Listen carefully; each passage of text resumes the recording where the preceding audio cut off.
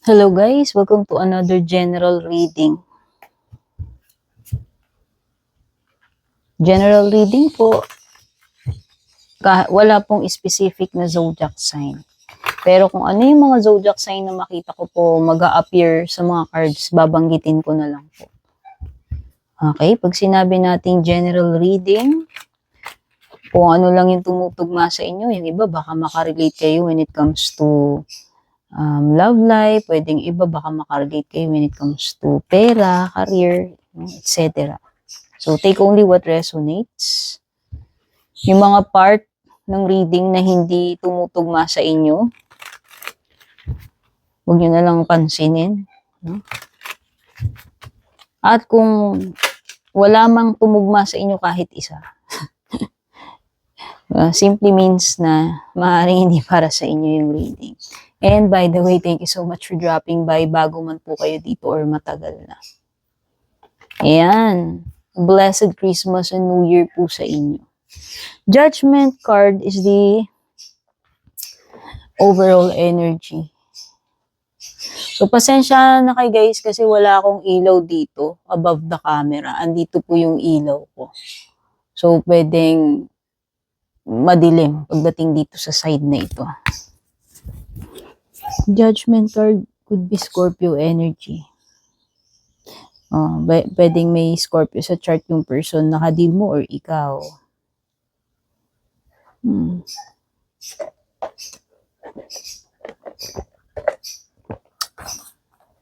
Check natin. Judgment kasi is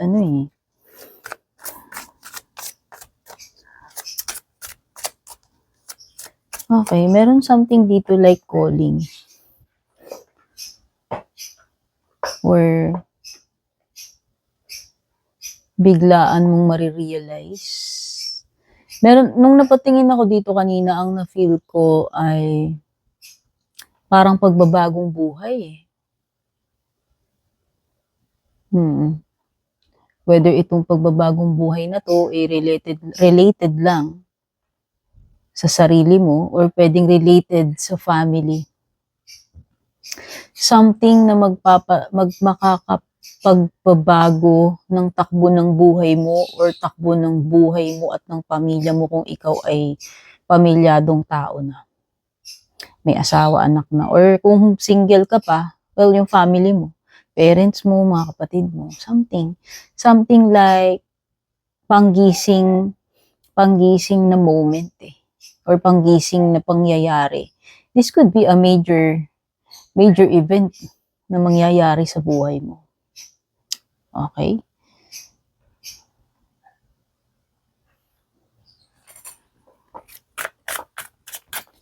So, this is timeless reading. Regardless kung anong petsa ko po ipinost ito, anong petsa man ang ilagay ko sa title, lahat po ng reading ay timeless.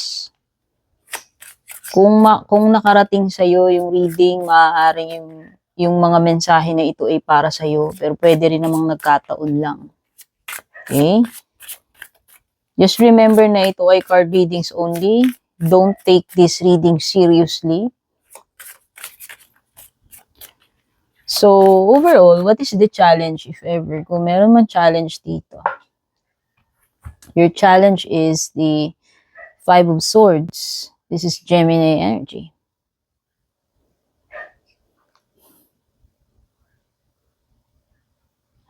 Challenge mo is,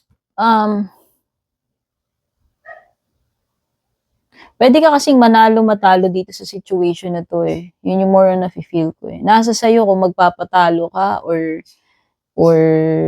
gagawin mo yung lahat ng kaya mo or best mo para manalo ka dito sa situation na ito. Again, walang guarantees to. Two sides kasi ang Five of Swords. This is a sign na maaaring meron kang battle na ongoing, something na pinagdadaanan, pinaglalabanan, or ipinaglalaban. Sabi ko nga, etong card na to, na challenge mo is a battle. Wherein, sa bawat laban, may nananalo, may natatalo. So either, manalo ka or matalo ka rito. That's the challenge, no? So when it comes to What is the good news or good stuff? Blessing or advantage for you. You have the Ace of Pentacles. The good stuff, the good news or blessing or advantage for you is the Ace of Pentacles, which means merong potential in this situation eh. Nandoon yung may offer sa iyo ang divine eh. Mabibigyan ka ng chance to cultivate. Mabibigyan ka ng chance na simulan kung ano man itong bagay na pwede mong simulan, dapat mong simulan. But the main idea here is merong potential ito eh. So ito ay potential pa lamang sa Ace of Pentacles. Hindi ibig sabihin ito guaranteed na agad. Kaya nga may potential. Kasi itong si Ace of Pentacles is something na ipupunla mo. Aalagaan mo hanggang mag-grow. So, nandun yung potential. Okay? Depende sa iyo yan. Kung ino-nurture mo yan, kung oo nga, yung iba itinanim nga, pinabayaan naman, di kinontinue. So, parang ganun. So, sabi ko nga, yung challenge, di ba, pwede kang matalo, pwede kang mag-succeed, pwede kang hindi mag-succeed. Ang pinaka-blessing na ibinibigay sa iyo is the opportunity na simulan. Kasi nandito yung potential mo. Kumbaga, pinaparating na sa'yo ng divine na meron kang potential dito. Ito yung offer ko sa'yo. Ito yung pwede kong maitulong, maibigay at this moment. So, it's up to you kung, alam mo yun, hindi mo sasayangin yung opportunity na yun. Okay? So, let's check naman.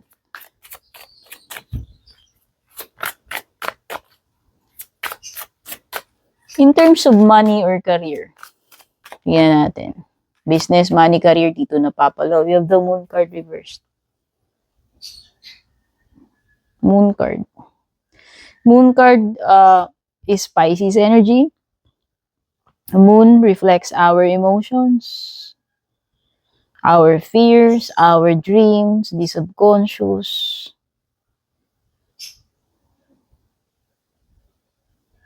Pero ito kasing moon card is something, moon card reversed ay something na malapit nang mabigyan ng kaliwanagan for you eh. So ayan, something related sa kaperahan, negosyo, career mo, or kabuhayan mo na malapit nang mabigyan ng answer. Kung nangangapa ka man sa dilim, kung walang kasiguraduhan, kung may mga doubts ka, ito yun eh. Ito yung maaaring magbigay ng clarity. Remember, may binanggit ako sa overall, yung main energy na itong reading mo. Clarity, realization. So sa tingin ko, itong Moon card reverse, ito yung magbibigay liwanag doon sa path na unsure. Kung naghahanap ka man ng kaliwanagan, clarity, confirmation, na nandito sa area ito ng pera or career mo. Ngayon, punta na tayo sa love life.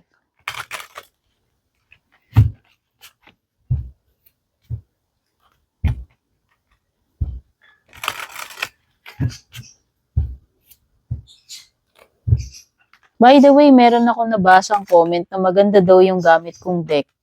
This is the Medieval Tarot deck. Kung di ako nagkakamali, ang publisher nito is US Game Systems Inc. Hindi ko lang alam what year ni-release to, pero wala ako halos reader na nakikita na gumagamit nito. Oo. Shout out to Ace. Kay Ace ko to nabili. Hindi ko na maalala saan yung probinsya niya eh. Okay?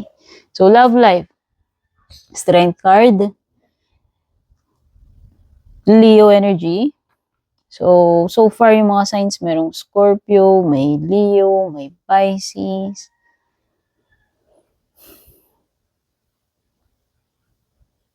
Napanghihinaan na ng loob dito sa relationship or connection na to. Again, kapag mga love reading, pwedeng ang nababanggit ko energy mo, energy ng person mo. Hindi naman po ako psychic, wala ako superpower. So, kayo rin naman ang nakakaalam ng mga istorya ninyo.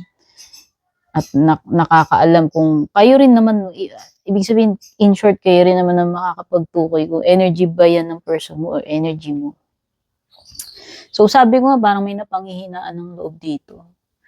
Wala, or pwedeng wala siyang tapang lakas ng loob na gawin or sabihin yung gusto niyang sabihin, gusto niyang gawin, whether ikaw itong pinatutungkulan ng baraha o yung person mo.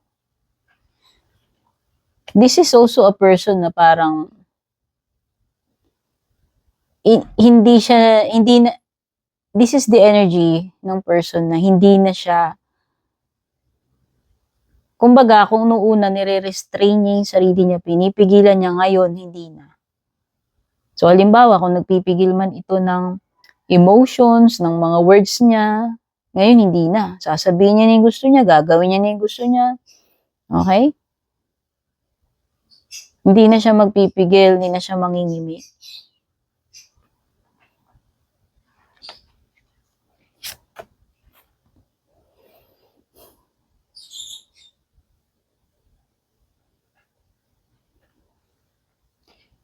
Three of Cups, tatlo ba kayo dito sa situation? Pero pwede rin naman hindi yun yung indication nito. Upright ito. So, sa tingin ko,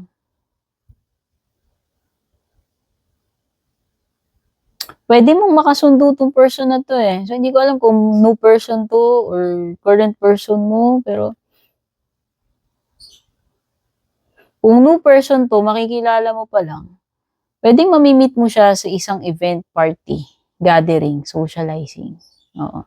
Pwedeng ipakilala ng mga friends mo.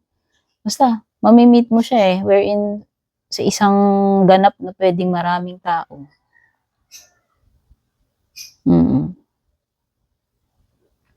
Or pwedeng nakakahalubilo mo na tong person na to.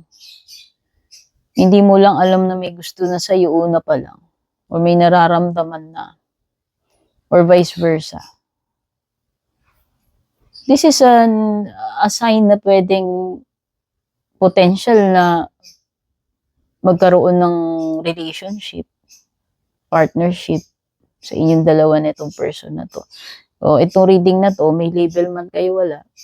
Specific yun, so walang label. Kasi kung kakamit mo pa lang or mamimit mo pa lang in potential na magkaroon kayo ng label, potential na mauwi sa commitment, partnership, or seryosong relationship na.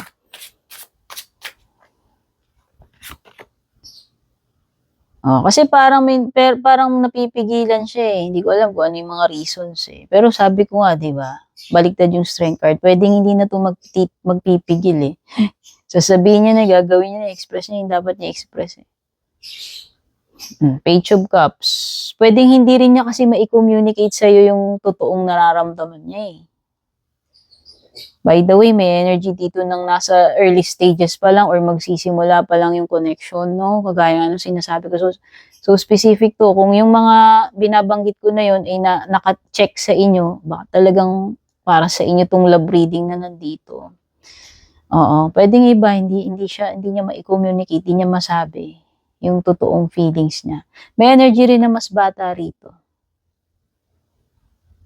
Aside dun sa pwedeng nagsisimula pa lang yung connection or nagsisimula na or magsisimula pa lang. So bottom, you have the 9 of Wands. Waiting.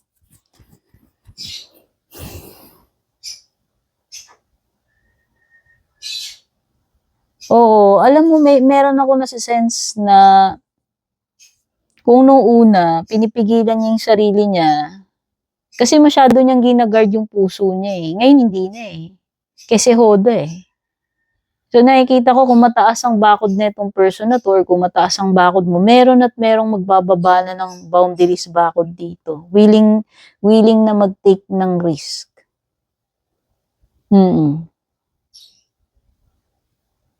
Okay? So, yan yung mga na-pick up ko dito sa inyong general reading. Kung nakarelate ko yun, nagustuhan nyo. Don't forget to like, share, follow, pa-leave ng heart, pa-comment. God bless. Love you all. Babush.